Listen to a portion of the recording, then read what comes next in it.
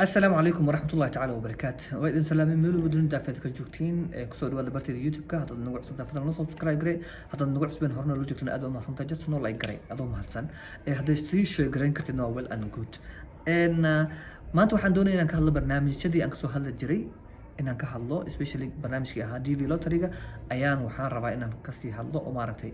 waxyar update iga soo gaaray in update kaas idin soo sheegay ayaan jeclaystay update ki soo gaaray update saas oo badan ma aha laakiin at least wax inuu ku tiri doono ayaan jeclahay dad badan oo maartay DV loo tariga xiiseen waxba inuu tiri doono ayaan jeclahay sadaradeedan jeclaysina idin soo sheegay hatta tahay dadka DV 2022 winners ka ahaa adiga ayaan ka hadlay especially ina maartay process kaaga ayaan doonayay inaan ka hadlo dadka oo maaragtay DV 2022 winners ka ahaa waa sala socoteen processkooda socday from 2021 September ilaa 7 September kan sanadkan 2022 ga uu socdaa barnaamijkooda iyo interviewgii iyo maaragtay processkooda ayaa socdo marka sida in soo sheegay hadda processka maadaama uu socdo saddex qof Soomaali ayaa la interview gareeyay oo processkooda maaragtay schedule loo sameeyo oo interview laga qaaday nasiib xumo saddexda qof Soomaalidaba waa loo soo diiday tan ugu xun waa taas mid kale jirta waxa weeyaan saddexda qofba waxay ka kala socdaan different location ama different place meelo kala duwan ay ka socdeen qof burcu ka socday gabar muqdisho ka socotay wiilna Nairobi aan kara Kenya adig Kenya uu ka socday Garissa inay tahan jeclahay ayuu ka socday marka saddexdooda qofba waa la soo diiday lama soo siinin fiisihi interview way mareen waan ka xumahay dad maartay oo soo dadaalay oo juhdi badan soo galiyay waqti badan soo galiyay lacag galiyay kharash haday noqoto labada qof oo ka imaaday Soomaali ka imaaday qofka ka imaaday Muqdisho ka imaaday qofka Burca ka imaaday wadan ayaga degneen imaadeen qarashka soo galeen fiisihii qarashka hotelka degnaayeen fiisihii lacagta ku apply gareynayoo DV loo tariga lacagtiisa ahayd oo wixii dhan bixiyeen hadana negative soo si aad baan ugu xumahay waa ogahay way nici doonaan barnaamijkan DV loo tariga ah laakiin nasiibkooda aysan naqanin waan ka xumahay nasiibkooda inuu ku beegin waayo oo ku guuleysan waayaan saddexda qof Soomaalida adiga laba qof ayaan sida sheekadooda ku maqlay ila soo xiriiriyay hadalkoodana la maqashiyay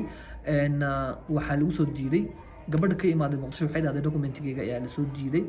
waxay dhaheen safaaradu waxay yiraahdeen markii ay interviewga iyo wixii counterkii iyo lacagtii iyo wixii dhan aan diibay oo dhaartay wax walba aan soo sheegay aan soo document soo gudbiyay inay run yihiin ku dhaartay ayaa waxa la leeyahay dhahday maadaama Soomaaliga imaad aniga Soomaali wixeeda ama warqadaheeda ma aqoonsanin ay igu yiraahdeen ay dhahday laakiin ay runtahay inay been tahay ma xaqiijin karo laakiin qofku waa in afkiisa wuxuu kugu sheego waa in aaminta iyada saasay noogu sheegtay inaan dhahday maaragtay warqadahaas ma aaminsanin ayaana la yiri ayaan lagu soo diiday dhahday wiil kale ee maaragtay Kenya asagana oo Garissa ah asagana wuxuu dhahay aniga waxa la igu diiday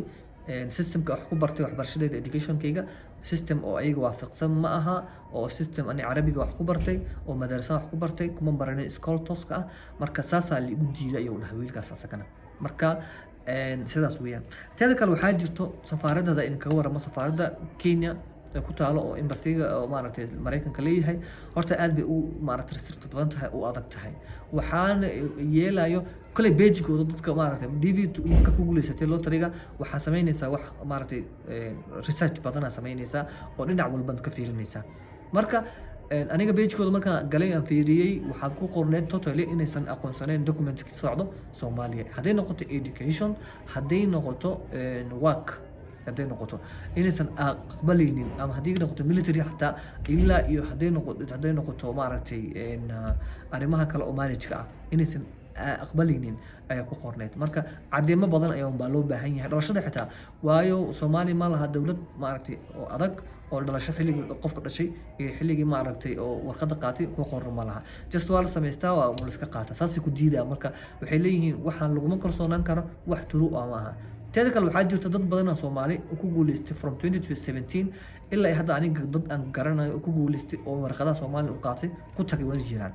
marka nasiib way walaalayaal aniga jamina marka noo apply gareyn kartiin aniga waxaan garanayaa qof laba mar la interview gareey oo la dhahay xitaa Soomaali ma tihid la dhaw soo istaagay marka safaaraddu way iska dhib badan tahay wax walba iska adag yihiin nasiibna way tahay haddii nasiibka ku qoran yahay qofku celin karta ma jirto si kasta lagu xumeeyo ama lagu diido laguma celin karo maaragtay fiisahaas in Ilaahay ku qadaray oo ku siiyay qofka cashan karta ma jirto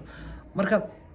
safaaradda Kenya aniga waxaa highly recommend gareynayaa dadka Soomaalida ah haddii aysan Kenya ka soconin oo reer Kenyaan ahayn inaysan ka dhiganinba safaaradda interviewga oo meesha locationka lagu interview gareynayo inaysan ka dhiganinba aniga maaragtay oo lagula talinaya waxaa ka dhigan kartaa Ethiopia ka dhigan kartaa waxaa ka dhigan kartaa Djibouti weli waxaa aad iyo aad u dhiirigelinaya qofka inuu ka dhigto Djibouti waa Djibouti ayada host u ah Soomaali wixii Soomaali ka imid ah inay ayaga tagaan xaggaas unbaa hoostigooda waa aragtan sida kubadda cagta marka la ciyaarayo Djibouti hoos galiso marka Djibouti aniga maanta oo safaaradda ku taalo oo loo ogol yahayna inaad tagtiin taas aan ila wanaagsan wadan Kenya waa iska busy badan tahay wadan badan East Africa wadamadan badan ayada ayaa hoos galaysa ayada maaragtay wax walbo maaragtay lagu interview garaya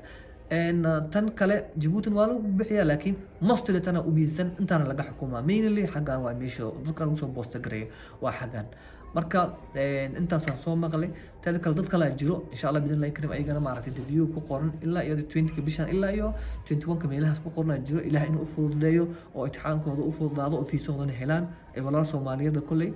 ilaahay inuu u fududeeyo u soo duceeya taada kale waa sida aan idin soo sheegay